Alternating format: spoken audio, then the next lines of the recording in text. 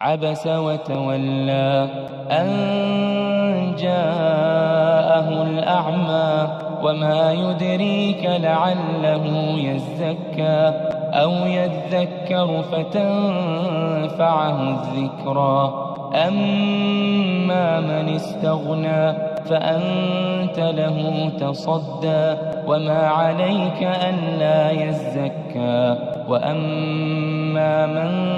جاءك يسعى وهو يخشى فأنت عنه تلهى كلا إنها تذكرة فمن شاء ذكره في صحف مكرمة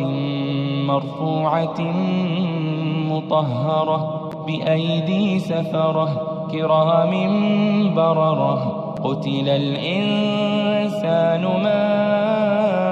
أكفره من أي شيء خلقه من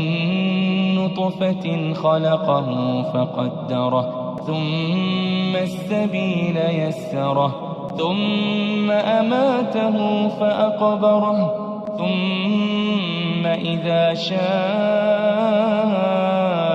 أنشره كلا لما يقض ما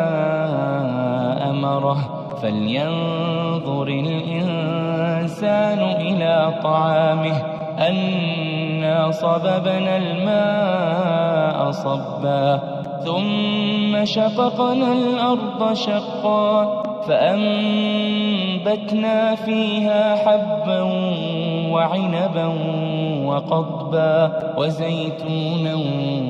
ونخلا وحدائق غلبا وفاكهة وأبا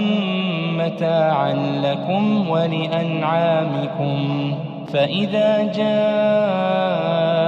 الصاخة يوم يفر المرء من أخيه وأمه وأبيه وصاحبته وبنيه لكل امرئ منهم يومئذ شأن يغنيه وجوه يومئذ مسفرة ضاحكة مستبشرة ووجوه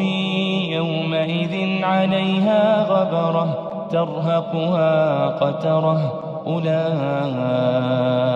هم الكفرة الفجرة.